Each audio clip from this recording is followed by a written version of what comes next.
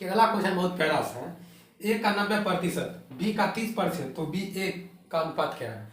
ए का मतलब गुना होता है का 90%, उसके बाद बी का 30% बराबर बी का मतलब गुना का 30%, तो बी अनुपात ए का मान बोल रहा है, यही ना बोला? हाँ देखिए, ए का 90%, देखिए इसको 30 एक 30 दिया 90 प्रतिशत से प्रतिशत गया, ठीक है। यानी ए का मान हो गया कितना? 1 और बी का मान हो गया 3। हमको क्या पूछ रहा है? बी अनुपात ए का मान बताइए। तो बी का मान हो गया कितना? बी अनुपात 1 बोला, बी का मान हो गया 3, एक मान अनुपात हो गया 1, 3 अनुपात 1 हो गया बी अनुपात ए का मान, ठीक है।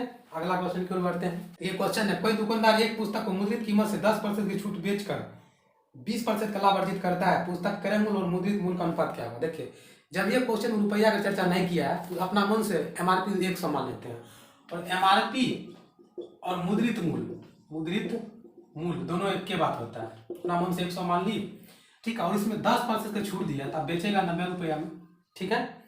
और देखिए, अब 20% का लाभ कमाया, 10% छूट देने के बाद अब 20% का लाभ कमाया, तो 20% का पहले होल वैल्यू निकालिएगा, तो 20/100 1/5 लाभ कमाया तो जोड़ दीजिए 6/5 हो जाएगा। हमको क्रय मूल्य निकालेंगे, ये जितना बेच रहा था उसको लेकर के बनाएंगे, ठीक है, क्योंकि सेलिंग प्राइस उसका 90 रुपया में बेचेगा, ठीक है। इस सेलिंग प्राइस में 20% का लाभ कमाया, इसको उल्टा गुना कर देंगे तो हमको क्रय मूल्य निकल जाएगा। इसको काटिएगा तो 15×5 = 75, 15×6 = 90, 15×5 = 75, इसी भी हो गया 75 रुपया।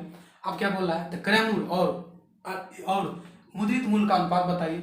ये हो गया सीपी, ये हो गया मुद्रित मूल्य, जो कहिए या एमआरपी कहिए, दोनों बात बराबर है। सीपी हो गया 75, अनुपात मुद्रित मूल्य तो 100 मानिए लेते अपना मन से, तो 25 किया 75, 25 100, ये 3:4 हो जाएगा आंसर, ठीक है। अगला क्वेश्चन की ओर बढ़ते हैं। अगला क्वेश्चन है, एक परीक्षा में 80% छात्र अंग्रेजी में उत्तीर्ण हुए, 85% गणित में उत्तीर्ण हुए और 75% अंग्रेजी तथा गणित दोनों में।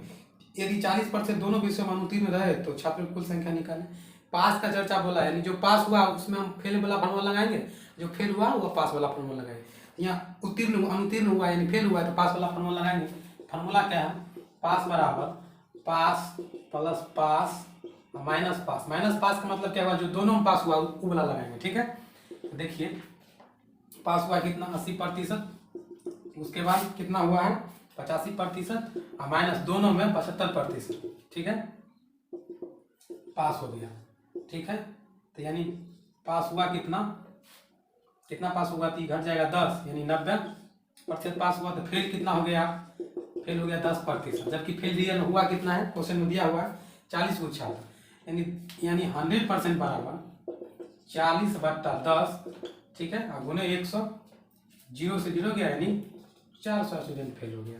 क्वेश्चन है, 53 रुपए की एक राशि एबीसी में इस प्रकार बांटी गई कि ए को बी से 7 रुपये अधिक मिले और बी को सी से 8 रुपये अधिक मिले, उनके हिस्सों का अनुपात क्या हुआ? यानी ए को बी से 7 रुपये अधिक हुआ, ए बी सी हुआ। क्वेश्चन को पढ़िए, कहता है ए को बी से 7 रुपये अधिक हुआ है, बी को अगर एक्स मान लेते हैं, ठीक है, तब नहीं वो 7 रुपये अधिक मिला बी से ए को, हो गया x + 7, बी को x माने और इससे 7 रुपये अधिक ए को है तो x + 7 हो जाएगा, ठीक है। उसके बाद क्या करता है? बी को सी से 8 रुपये अधिक मिला, बी को है ना सी से 8 रुपये अधिक मिला, यानी 8 रुपये कम मिला हुआ सी को, ठीक है, दे दीजिए अनुपात। उसके बाद देखिए, तीनों को जोड़िए तो हो जाएगा 3x - 1, यानी 7 में से -8 घटाएंगे तो 1 बचेगा, बराबर तीनों को घटा लिए, तीनों का राशि हो गया कितना दिया हुआ क्वेश्चन में? 53 रुपया, जबकि निकला कितना है? 3x - 1, ये हो गया 3x बराबर -1 उधर जाएगा तो 54 हो जाएगा। इसको काटिएगा तो 18 × 54, x बराबर हो जाएगा 18। अब तीनों का मान बोला है, इसमें देखिए x + 7 है तो हो गया x का मान हो गया 18, और +7 कितना हो जाएगा? 20, और 5 25, ये 18 हो जाएगा, ये हो जाएगा 10, यानी 25, 18 और 10 इसका आंसर हो गया तीनों का, ठीक है। देखिए क्वेश्चन है, एक आदमी नौका को 13 किलोमीटर उष्ण प्रभाव चलाता है, यानी नौका जिधर जा रहा है उधर से चलाता है, उधर में उसी दिशा में। उसके बाद 28 किलोमीटर अनुप्रवाह में, यानी नाव के विपरीत दिशा में, तो फिर भी उसको 5 घंटा लगता है, दोनों को 5 घंटा लगता है, हर बार उसको 5 घंटा लगता है। तो धारा की चाल क्या होगा? तो बड़का में से छोटका घटा लेते हैं। बड़का चल रहा है 28 किलोमीटर प्रति घंटा के चाल से, फिर भी उसको 5 घंटा लगता है, और छोटका भी चल रहा है कितना? 13 किलोमीटर प्रति घंटा के चाल से, फिर भी उसको भी 5 घंटा लगता है, ठीक है। उसके बाद क्वेश्चन में क्या बोला है? ठीक है, लगता है तो धारा की चाल बताइए, यानी बड़का में से छोटका घटा का 2 से भाग देंगे तो इसका आंसर निकल जाएगा। इसका एलसीएम निकालिएगा हो जाएगा 5, ठीक है। तो हो जाएगा 28 माइनस 13 बटा 2, ये होगा घटाएगा 13 दूनी 26, ये होगा 15 बटा 5 बटा 2, 5 या 15, 3 बटा 2 भाग दीजिएगा तो 1.5 किलोमीटर प्रति घंटा हो जाएगा आंसर, ठीक है। क्वेश्चन है 182 रुपये 3:5:4:1 के अनुपात में 4 भागों में विभाजित किया जाए तो न्यूनतम भाग कितना होगा? 3:5:4:1, टोटल कितना है? 182 रुपये है। इसको जोड़िए तो कितना होता है अनुपात में? 5 3 8 4 12 13, अनुपात में 13, जबकि दिया कितना है 182, अनुपात 1 का मान कितना हो जाएगा? 13 इकाई 13, ठीक है। ये बच जाएगा कितना? बच जाएगा कितना? 13 5 18, 13 चौक 52, अनुपात 1 का मान 14 हो जाएगा, ठीक है। क्वेश्चन है एक बस अपनी चालें 2:3 पर चलकर 12 घंटे में गंतव्य स्थान पर पहुंचती, अपनी मूल चाल से चलकर बस को उस स्थान तक पहुंचने में लगने वाला समय क्या है? एक बस की चाल क्या दिया है उसको हमको नहीं मालूम है, उसको हम एक्स मान लेते हैं, बस की चाल, ठीक है, एक्स मान लिए। उसके बाद क्या बोला है? एक बस अपनी चाले का, चाल तो एक्स मान लिए, उसके बाद चाले का 2/3 पर चलकर 12 घंटा गंतव्य स्थान पर पहुंचती है। 2/3 चाल चलकर 12 घंटा अपने गंतव्य स्थान पर पहुंचती है, यही ना बोला है क्वेश्चन, ठीक है। उसके बाद अपनी मूल चाले से चलकर बस को उस स्थान तक पहुंचने में कितना समय लगता है? मूल चाल तो नहीं दिया हुआ है, उसको तो एक्स मान लिए, तो इसी एक्स को मूल स्थान से चलता तो कितना समय लगता है? टी पूछ रहा है, ठीक है। 3 चौक 12, ठीक है, एक्स गया, 4 दूनी 8 बराबर टी निकल गया, टाइम हो गया 8 घंटा लगता है उसको, ठीक है। अगला क्वेश्चन है 4 भाइयों की औसत उम्र 12 वर्ष है, यदि उनकी उम्र में उनकी माँ की उम्र भी शामिल कर ली जाए तो कुल औसत में 5 वर्ष की बढ़ोतरी हो जाती है, तो माँ की उम्र वर्षों में क्या होगी?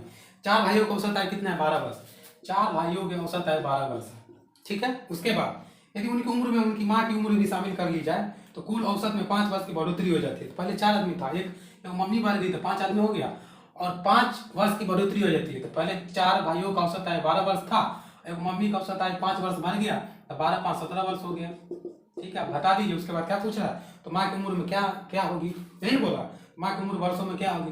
तो 17 5 85 माइनस 12 चौक 48, घटा लीजिएगा, 15 में से 7 8 गया तो 7, आइएगा 7 में से 4 गया 3, 37 वर्ष होगा उम्र में, ठीक है। अगला क्वेश्चन की ओर बढ़ते हैं। हाँ, तो देखिए क्वेश्चन क्या कहता है? यदि किसी वस्तु के क्रय मूल्य और विक्रय मूल्य का अनुपात 10:11 है तो लाभ प्रतिशत क्या होगा? यानी क्रय मूल्य और ये विक्रय मूल्य 10:11 है, ये हो गया खरीदा हुआ, ये हो गया बेचा हुआ, ठीक है। तो लाभ कितना हुआ? 1 का, कितना पर? क्रय मूल्य पर। अब प्रतिशत में लाइएगा तो 100%, हमको प्रतिशत लाभ बोल रहा है, ठीक है।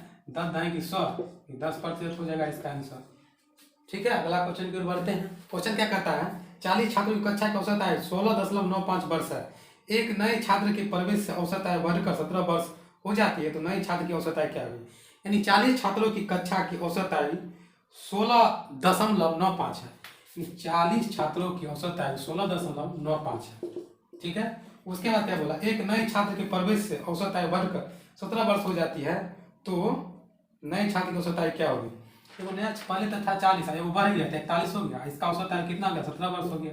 अब घटा लीजिए इसमें से, तो इसको भाग दीजिए, गुना कीजिएगा, 17 17 7 में से लिए 17 चौक 68 है 69 माइनस ये हो जाएगा 668 6700, ठीक है, दशमलव दीजिए 678 हो जाएगा। इसमें से घटा लेते हैं, यानी 697 माइनस 678 हो जाएगा, ठीक है।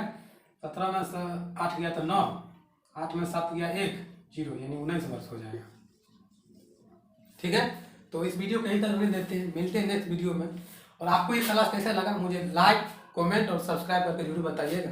मुझे उम्मीद है कि आपको बिल्कुल आसानी तरह से समझ में आया, और सारा टाइप का क्वेश्चन हम लेकर आए हैं, एक ही चैप्टर से क्वेश्चन नहीं पूछा गया है। इसमें परसेंटेज का था, प्रॉफिट लॉस का था, टाइम एंड वर्क भी था, ठीक है, और छूट से भी था, ठीक है, एवरेज से भी है, टोटल चैप्टर से हम लेके चल रहे हैं, ठीक है। तो मिलते हैं नेक्स्ट वीडियो में, तब तक के लिए थैंक यू।